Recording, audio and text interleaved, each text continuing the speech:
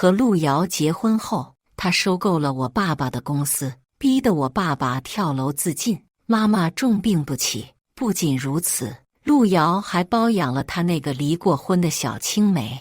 你懂什么？可真是为了帮我，才被迫嫁给别人的。陆遥冲我大吼。我想起结婚那日，他单膝下跪对我说：“得妻如久久，乃陆遥之幸也。”可如今现实却是，陆遥之马力，日久见人心。既如此，那陆遥和久久便生生世世不再相见。大家好，开始今天的分享之前，希望你能给人间烟火点个订阅，我将会分享更多优质的内容。大学4年，我跟陆遥相识4年，恋爱4年。这4年里，我陪他吃饭，陪他上课，陪他创业，即使总是很忙，甚至有时候忙到连看我一眼的时间都没有，但我依旧满心满眼都是他。大学毕业的那一年，陆遥提着聘礼上了门，他跪在我爸爸面前，求我爸爸把我嫁给他。我爸爸派人把他赶了出去，说他配不上我。我知道这件事情之后，哭着抱着爸妈的胳膊晃了好久。终于，我在24岁那年嫁了自己爱了4年的男人。我们大婚那日，陆遥当着众人的面向我单膝下跪，他说：“得妻如久久，乃陆遥之幸也。”我感动得当场落了泪。婚后，我爸妈虽然不喜欢陆遥，但为了不让我跟着他过苦日子，所以便给陆遥资源，帮他介绍人脉。陆遥也很聪明，也很有手段和能力。他仅用了3年的时间就登上了高位，成为了商场炙手可热的新贵。我也成了万人艳羡的陆太太。可半年前，陆遥一夜之间收购了我爸妈的公司，为此我爸爸被逼跳了楼，妈妈犯了心脏病，陆遥把她送去了国外治疗。我疯了一样跟陆遥闹，我骂他，我真是瞎了眼才会嫁给他。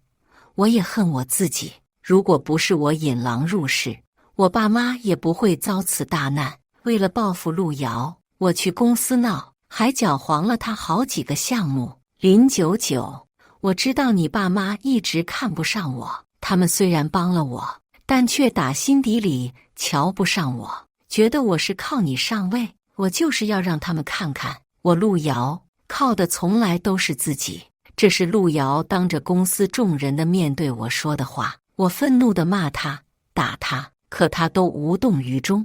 我向法院提出了离婚，被陆遥驳了回来。他掐着我的脖子告诉我：“林九九，你要闹我随时奉陪，但离婚你想都别想。你恨我吧，我们纠缠一辈子。”那些日子，我流干了眼泪，也搬出了我和陆遥的家。但陆遥说的没错，我妈妈还在国外治疗，我不能和她离婚。我把陆遥所有的联系方式都删掉了，也拒绝听到有关陆遥的一切消息。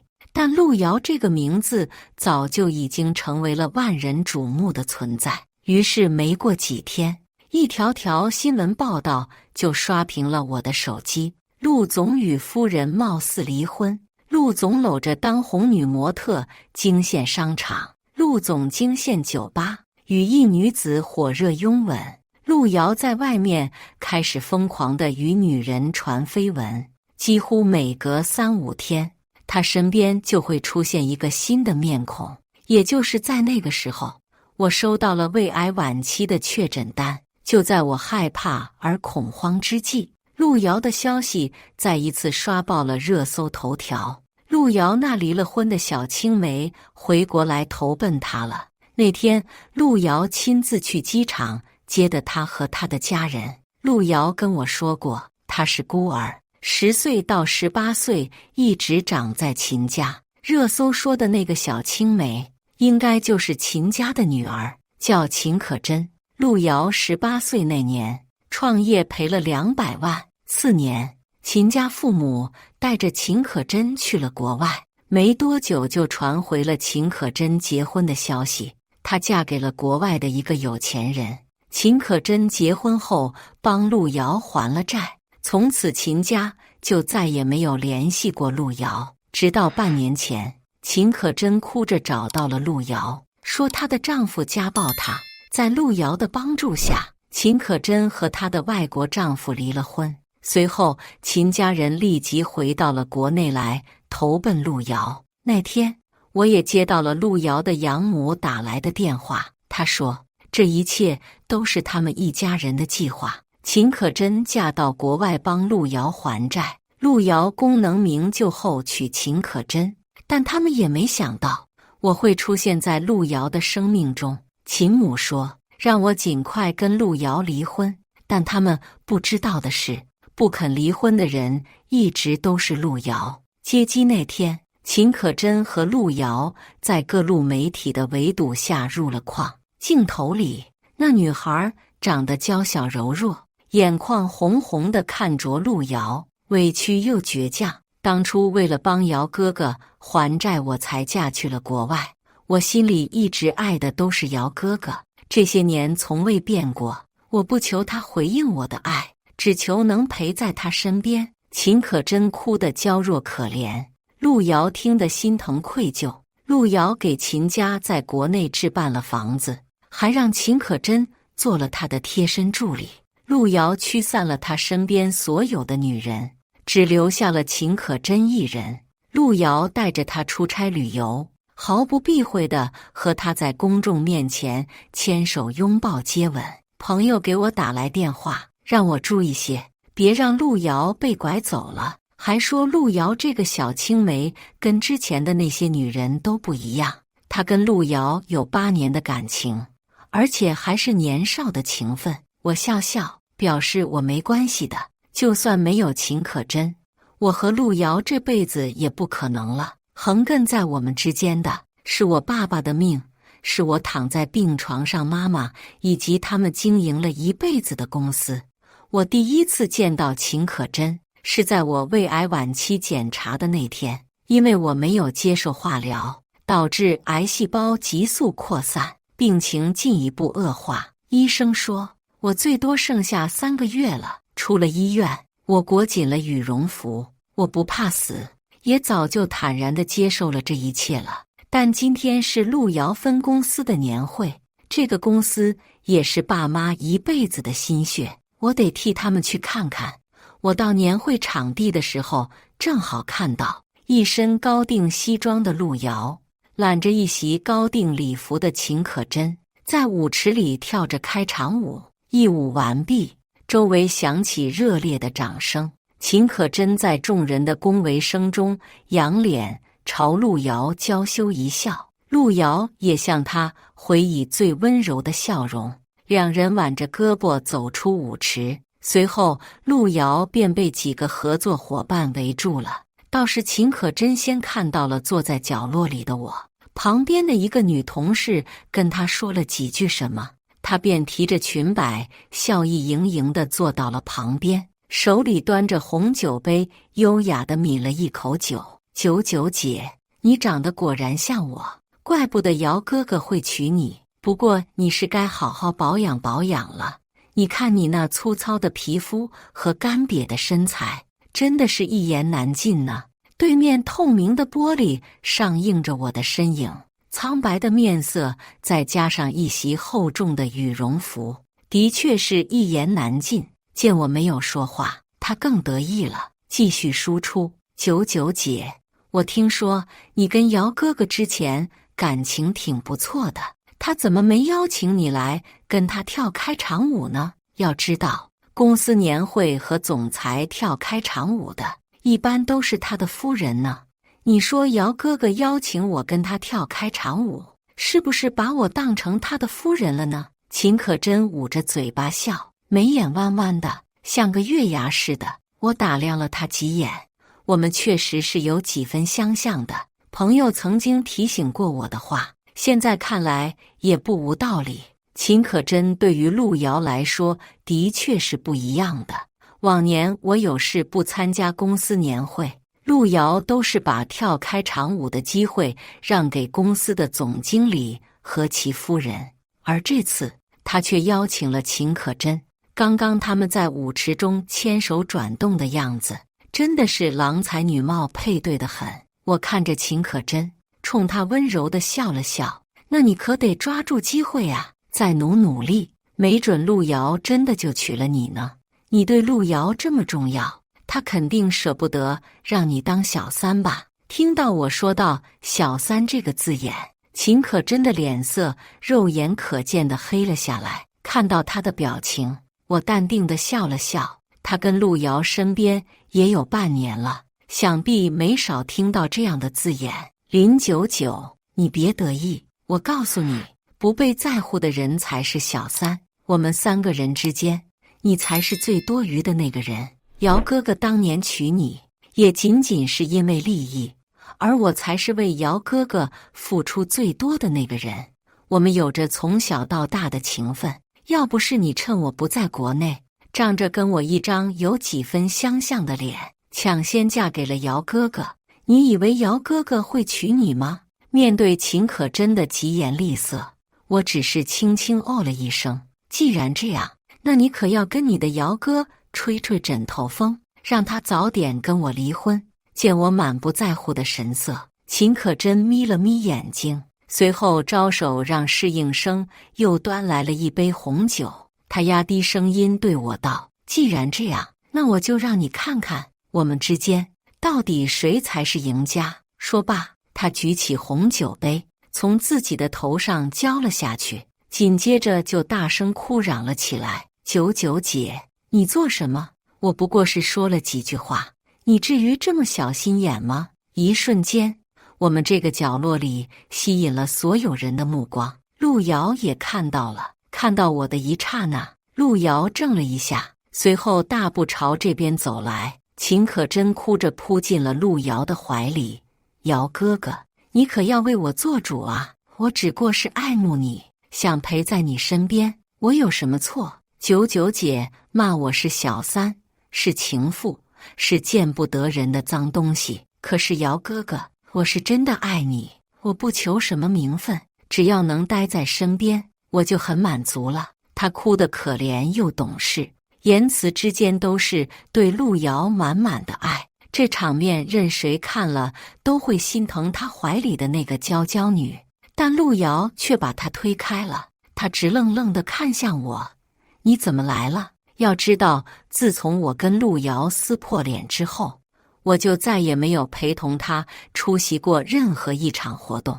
但是今天不一样，今天这个年会是我爸爸公司的年会，我要替他来看看，这是我爸爸一辈子的心血，他已经被你逼得跳楼了，我来替他看看，难道不可以吗？自路遥收购我爸爸的公司以来，网上有不少人骂他，说他就是现实版的农夫与蛇。不过这些言论都被路遥用雷霆手段压下去了。在现实生活中，也没人敢当着路遥的面儿再提这件事，除了我。果然，在我说完这话之后，路遥的脸色青一阵白一阵，他伸手揽住了秦可真的肩膀，板着脸吼我：林九九，给真真道歉。好啊，我冲他笑笑，慢条斯理地端起一杯红酒，在他和秦可真面前站定。猛地，我将酒扬在了秦可真脸上。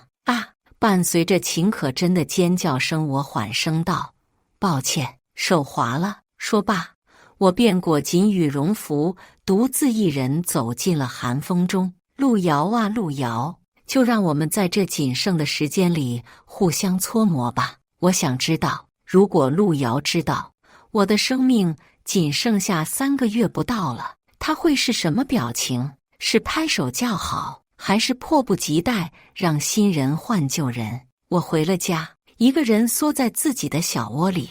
这个房子是我用这些年自己挣的钱买下来的，大门密码也只有我一个人知道。胃里一阵阵痉挛的收缩，把我疼得大汗淋漓。我拿出针剂，给自己打了一针止痛药。慢慢的，我睡了过去。夜里似乎是下了暴雨，外面电闪雷鸣。恍惚中，我似乎看到了一个年轻的少男少女，他们正值20岁。那年陆瑶很穷，穷到身上钱只够买一束玫瑰。我生日那天，爸妈给我在家过生。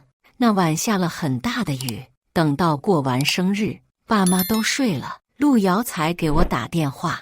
我匆忙地跑到阳台，看到了等到暴雨里的陆瑶，她敞着怀，似乎是在护着什么东西。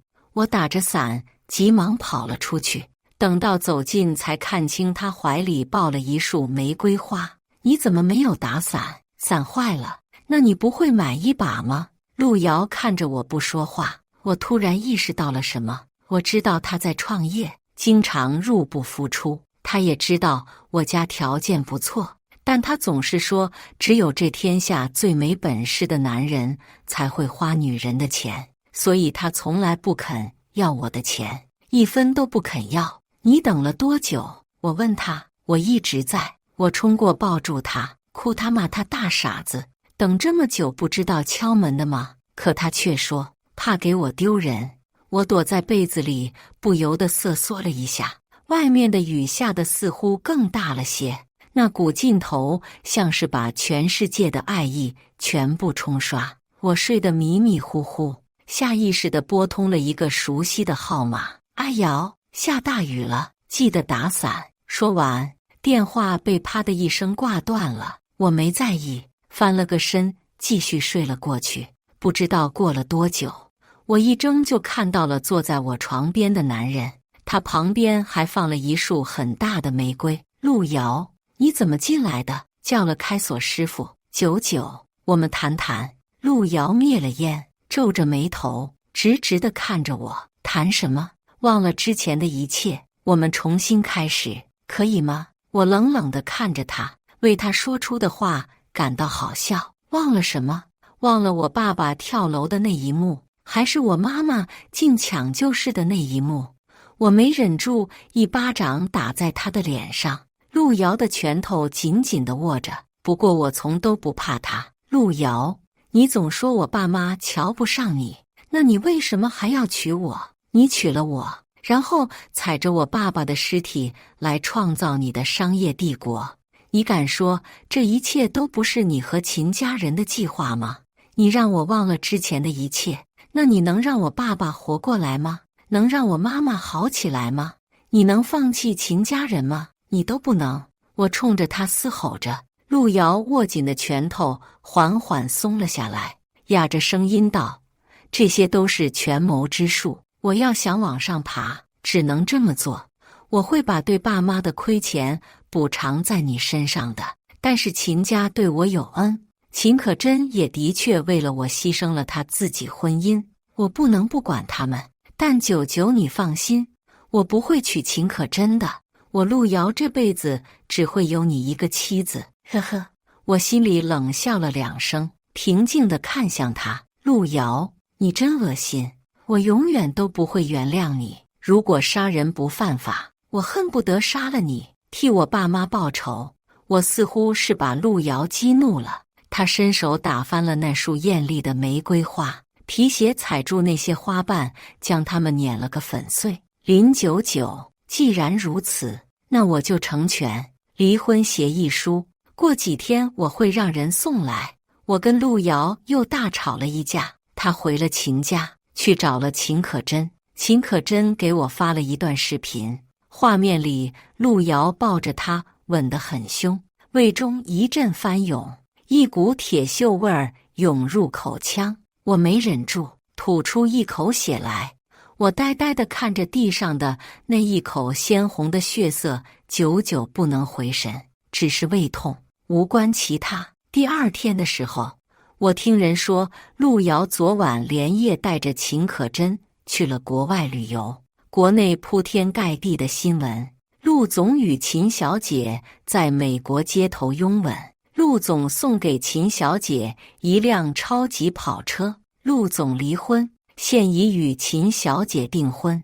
秦可真本人还在订婚的那条新闻下评论了几个爱心的表情包。不知道是不是因为陆瑶昨晚半夜跑来这里，暴露了我的住址，我今天一出门就被蹲守在门口的几个狗仔给围了。陆遥与秦可真的事情早就传得沸沸扬扬，这会儿传出他们要订婚的消息，这些狗仔记者们估计一宿都没睡。一个戴着口罩的狗仔直接把话筒对到我了嘴边：陆太太，请问您和陆总离婚的消息属实吗？陆总和秦小姐订婚的消息到底是真是假？我看了一眼他们扛着的那些长枪短炮，淡淡的回答：没错，昨天我已经跟陆总商议好离婚的事情，他说会把离婚协议书送到我手上。至于他和秦小姐订婚的消息是否属实，那我就不知道了。你们还是去问当事人吧。那些狗仔和记者似乎是没料到我会正面回答他们的问题，听到这些答案，纷纷拿着设备对着我一顿猛拍，从我这里拿到他们想要的答案。没多久，秦家父母的采访也出来了。记者问陆遥和秦可真订婚的事情是否属实。秦可真的妈妈在视频里哭得一把鼻涕一把泪的，两个孩子从小就惺惺相惜，真真当年为了瑶瑶不惜牺牲自己的婚姻，也要帮瑶瑶还债，这么多年终于等来了好的结果，希望他们以后能一直这样幸福下去。秦可真的爸爸也红了眼眶，说着他们这些年在国外有多么不容易，两口子演技感人。但这些狗仔和记者一个比一个精明，哪那么容易放过他们？一个狗仔用变声器继续问道：按照您这么说，您女儿为陆总做了这么多，那陆太太也为陆总付出了很多呀。她从陆总一无所有的时候就嫁给陆总了，陆总功能名就之后，还把陆太太家的公司收购了。那请问陆太太又有什么错呢？对呀，而且按照道理来说，你女儿是知三当三吧？秦家父母没想到这些狗仔和记者的火力这么猛，老两口抹了抹眼泪，便急匆匆地找理由跑了。第二天，各大头版头条几乎都是这个消息，写什么的都有。有人说陆遥和秦可真本就是青梅竹马，就理应天赐良缘，也有人说我是大冤种，辛辛苦苦给别人培养了这么多年老公。不过我早就不在乎了，既然陆遥松了口，那我就等着他的离婚协议书，这样在我死之前也能还自己一个自由身。陆遥和秦可真回来已经是2周以后了。那天陆遥给我发了消息，让我到公司一趟，他有重要的事情跟我说。我猜想可能是离婚协议书的事情。正好前几天我把我手中公司的股份全部卖给了我爸爸的一个老部下，走审批流程需要陆遥签字，于是我便去了公司找他。没想到我到公司的时候，陆遥不在公司，办公室里只有秦可真在。是你用陆遥的名义给我发的消息？没错。秦可真也不装了，直直地把一份离婚协议书扔在了桌子上。签字吧。我看了他一眼，拿起桌上的离婚协议书翻了翻，又给他甩了回去。这不是陆遥的意思，我不签。这份协议上面写着让我净身出户。我跟陆遥虽然闹得难堪，但他肯定不会让我净身出户，这不是陆遥的处事风格。他虽然狠厉卑鄙，但不会下作，否则当年他穷困潦倒之际，也不会死活不要我的钱了。秦可真站了起来，我以为他会气急败坏，但这次并没有。我心里突然有了种不好的预感。果然，秦可真翻出一张满是英文的表格递给我，一瞬间，我直接怔在了原地。那是我母亲的死亡通知书。秦可真见状轻笑道：我为了姚哥哥付出了那么多，出国前夕他答应过我，以后等功能名就那一刻，他就会接我回来，然后娶我。但是当我回来后，却发现他不肯跟你离婚了。我知道他爱上了你，但你又恨他。我绝不可能就这么看着你们这样纠缠一辈子。前几日，姚哥哥带我去美国，其实就是因为他接到了美国那边对你母亲下的病危通知书。我们赶到的时候，你母亲已经走了，但姚哥哥却告诉医生，不要告诉你母亲去世的消息。我知道他是想用你母亲牵制你，他打心里就没想着跟你离婚。秦可真歪了歪头看着我，所以呀，林九九，你还得感谢我，要不是我，你连母亲已经去世了你都不知道。我怔怔地盯着那张死亡通知单一动不动。下一秒，办公室门被陆遥猛地推开了，他狠狠地甩了秦可真一巴掌。谁让你告诉他的？我他妈不是说过，这是谁都不许跟他说吗？陆遥似乎是真的生气了。在我的印象里，他对秦可真从来都是笑脸相对，这是我第一次听到他对秦可真发这么大的火，甚至还动手打了他。秦可真哭着朝陆遥嘶吼着：为什么？姚哥哥，你是后悔了吗？你别忘了，当初要不是我委屈自己嫁给了国外那个老男人，你也不会还清那200万的债务。你答应过我爸妈的，说等你以后成功了，你会娶我的。可是现在呢？我回国已经半年了，你还是迟迟不肯和林九九离婚，我能怎么办？我只能这样做了，这都是你逼我的，那是我和他的事，也轮不到你来插手。秦可真和陆遥吵架的内容我几乎都没听到，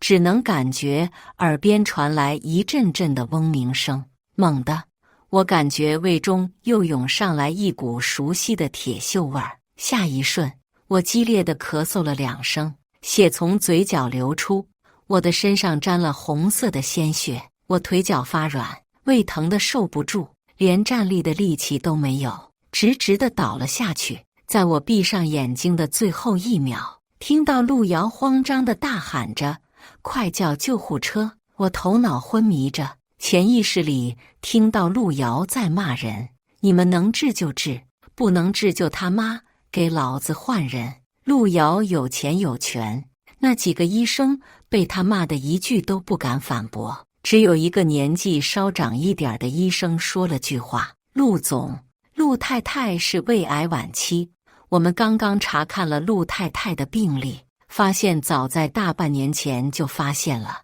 但是陆太太坚持不做化疗，现在已经没救了。后面我只听到了陆遥的哭泣声。那几天，我几乎都是在这种昏沉而清醒的状态下度过的。我听到陆遥换了一波又一波的专家团队，有国内也有国外的，但癌症晚期这种东西，不是有钱有权就可以治好的，所以最后所有的专家团队都得出了同一个结果：没救了。陆遥什么都听不下去，只是要张罗着要把我送到国外去治疗。他说他宁愿给我换血换肉，都要让我活下去。我听着一阵好笑，换血换肉，那还是我吗？就在陆遥准备把我送去国外时，我的律师拿着我的遗嘱来了。陆总，下面我将宣读陆太太的遗嘱。第一，陆太太要求把自己名下的公司股份全权转卖给公司股东张兴先生，并将卖掉股份的钱全部捐赠给癌症治疗中心。第二，陆太太说，如果他病危，请不要再通过任何手段对他进行抢救。第三，陆太太希望在他死后，陆总可以善待他的母亲。律师念完这3条，停顿了几秒钟，才继续念。第四，陆太太说，她死后希望能与陆总解除夫妻关系。她说，希望陆总能放她自由，不要再彼此纠缠了。律师念完我的遗嘱，陆遥已经跪在地上，泣不成声。他握着我的手，我能感到他的整个身体都在颤抖着。我不知道路遥有没有答应，但是接下来的几天里，路遥像个和尚一样，一直在我耳边念念叨叨，一会儿说起我们曾经谈恋爱的事情，一会儿又说起婚后的事情。有好几次，我感觉自己都已经见到黑白无常了，结果又被他的碎碎念给念了回来。终于，我被他烦得受不了，甚至觉得不起来骂他一顿都不解气。于是，生命检测仪突然发出响声，门外的医生赶紧冲了进来。他们跟路遥说我有清醒的迹象。我睁开眼的时候，路遥整个人人不人鬼不鬼的，黑眼圈重的不行，眼睛通红，狼狈的不行。我们就这么愣愣地对视着。我想说话，但是发现发不出声音来。路遥嘴唇颤抖着，他跪下来，哭着朝我说着一些毫无逻辑的道歉的话。那天我只清醒了10分钟不到，然后就再次陷入了昏迷。等到脑子再有意识的时候，就听到秦家人和路遥的争吵声。路遥，网上说的没错，你就是个狼心狗肺的东西，可真为了你牺牲了那么多。那个女人马上也就要死了，她在遗嘱里都说了，要和你解除婚姻关系，你为什么还是肯娶真真？你忘了你当初的誓言吗？我路遥此生只有一个妻子，那就是林九九。就算他要跟我解除婚姻关系，我此生也绝不会再娶。曾经的事，我会给你们补偿，车子、房子、钱、股份，只要我有的，你们随便拿。我离世那天特地挑了好日子，是个初七，我最喜欢的数字就是7了。我的魂魄漂浮在上空，身边只有路遥和几个朋友。那几个朋友哭得很伤心，有2个往日交好的直接哭晕了过去，倒是路遥只是抱着我，愣愣地杵在那里，任谁叫也不肯动，直到我的律师再次来了这里。陆总，陆太太死后还有2条遗嘱要宣读。第一，陆太太要求火化后再与其父母葬在一起。第二，陆太太说她原谅你了，但她下辈子不想再遇见你了。律师走后，路遥狠狠甩了自己几巴掌后崩溃大哭。1个月以后，一个朋友来给我烧纸的时候跟我说起了路遥。他说路遥把全部的身家都交给了张兴，也就是我爸爸的老部下。路遥嘱托他，希望他能复兴林氏集团。随后他便自己把自己送进了监狱。要知道，生意场上不可能会有干干净净的生意人，路遥那么大的公司，他更不可能有。朋友抚了抚的墓碑，红了眼眶。路遥入狱前让我给你带句话，他说他会想你的。以上就是今天分享的故事，大家有什么想说的、想吐槽的，欢迎在下方评论交流。也更希望能给人间烟火点个订阅，我将会分享更多优质的故事内容。